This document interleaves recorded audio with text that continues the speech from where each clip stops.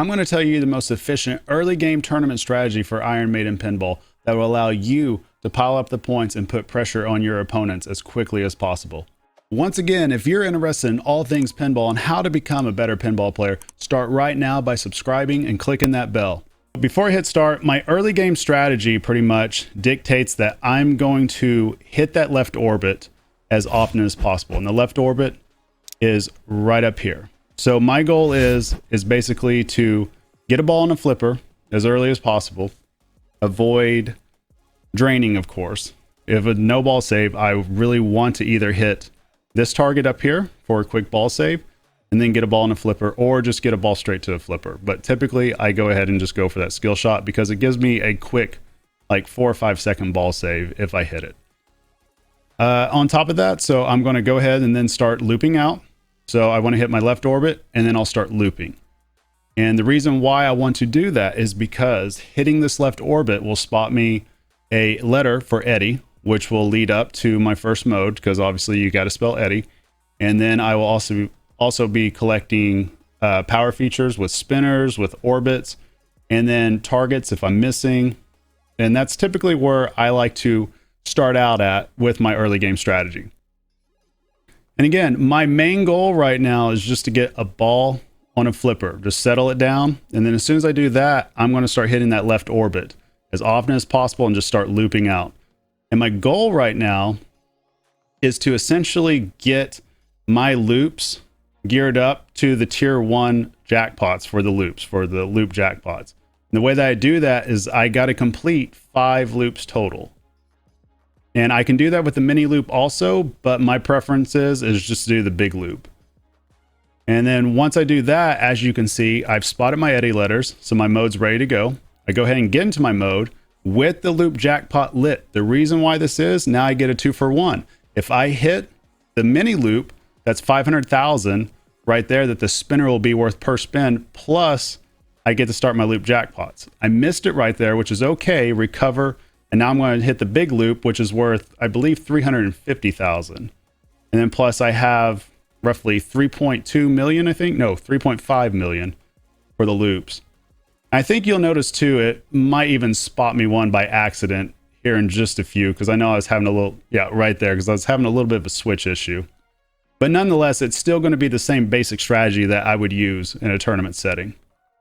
And so the reason why I like to do this as well, the loop is basically my easiest shot to go to that I can compound what I'm doing. If I can guarantee I can get like a 2 or 3-for-1 shot each time, I can work very quickly towards a soul shard, which is pretty much what you guys are seeing right now. And the soul shard will just be completing one of the purple shots and then completing a spinner, either the little spinner or the big spinner. And you just do that 3 times and you get to collect a soul shard, just like you saw there. Let me go ahead and pause it real quick before we start again. So let me reiterate, this little spinner right here, or the revive spinner, is worth 2 times the amount. So whatever that spinner's worth, you hit the little spinner, it'll be worth double. My preference is just to stay as safe as possible because I feel comfortable hitting the loops. I don't want to send the ball too much horizontal down here, whereas up here, I'm fine with the ball going horizontal because I feel like I can handle any nudges that I need to make or any moves that I need to make at that particular time. The other thing that you might notice is that right after I finish that mode, I will immediately just do the same exact thing again. And the reason being is because if you've noticed, that same shot right there is lit again. In competition install, I believe it's your first 3 modes to where this orbit right here is lit.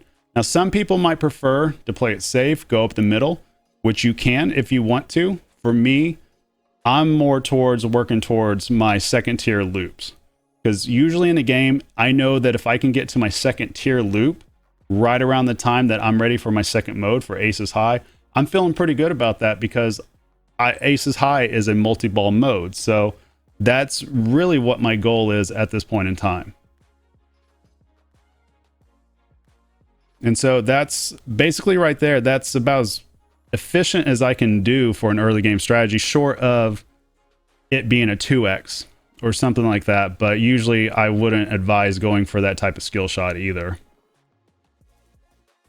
And so just like I was saying earlier, I'm going to start going for the left orbit into the loop.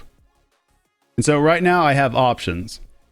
And my options are, because I collected my loop jackpot at the beginning and I got my soul shard, I technically have 2 tomb awards that'll be ready to go, or are currently ready to go on my right side. So my options are, I could hit that right orbit for a 15 million point shot, and plus it'll spot me a letter, so it'll give me my eye towards Eddie. And if I really wanted to and I got greedy a little bit, I could hit it again and start my super slings, which super slings is to where each time a ball hits the slings down below here, it's worth 250,000, and I think it progressively goes up by 1,000 per sling hit. So that's one thing to consider, especially if you know you're going to be playing multiple multi-balls. Sometimes, especially if you can get a 2 or 3x into that, that can be worth a pretty good amount. I won't say it's substantial, but to me, anywhere between 3 to 10 million is pretty decent, especially when some of these games would be pretty close. So, you know, it might be worth it to go for it. A lot of the times, though, I'll tend to ignore it and just start my modes and keep chopping away at the loops. And the only reason why I say I'm going to ignore it is just because it's one extra shot that's kind of away from what I'm trying to do. And so I'm going to keep working loops simply because they're lit and I got a jackpot running and we could get the points really going up pretty quick. And I'm always feeling good. If I can get my score around 250 million before I start my second mode, I know I'm doing halfway decent. And I'm feeling pretty good about the early game so far. And so with aces high again, I'll kind of play the mode a little bit. It just really depends if there's a ball save on or not. This particular pin, we got a ball save on. In major tournaments, you most likely will not have a ball save. If you do, it'll be very minimal at best. So keep that in mind as well. So that way you're not flailing around everywhere. And so as soon as I realize the ball save's off, my goal is to get under control as soon as possible. These are more just defensive hits. And as soon as I can get under control, that's when, yeah, right here. And that's when I'll start staging and I'll start going for loops again. And this is just typically my preferred method. And the reason being is because I want to get to tier 3 on my loops. If I can get to tier 3, I know that most likely the worth of those jackpots would be somewhere right around anywhere between 5.5 clear up to, I want to say 7.5. Or it might even be the 11 million one. I haven't looked back at it yet. It depends how often you hit it and timers and all that. Just because it goes up 250, 500, 750, 1 million. And the base value caps out at I believe 200, or not 200, at I believe 2.5 million points. But I'm not quite there yet. So we'll see. So we got past aces high. Wasn't really that great of a mode, but again, my goal with using aces high was just simply to get my loops. That was the most simplest thing that I could have done. So once I get past that, especially if I'm on ball 1, I'm still going to focus again, third time, we're just going to focus on this orbit again, because we're going to be collecting letters. We're going to be still working loops. And as long as I have that shot dialed in, that's what I'm going to aim for.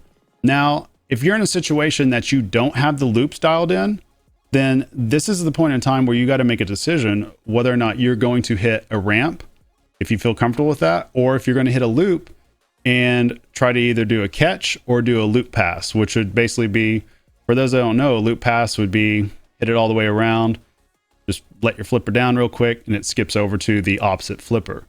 So that's another option you can do. Other things to consider as well during this time is that you might have a 2x or a 3x multiplier ready to go.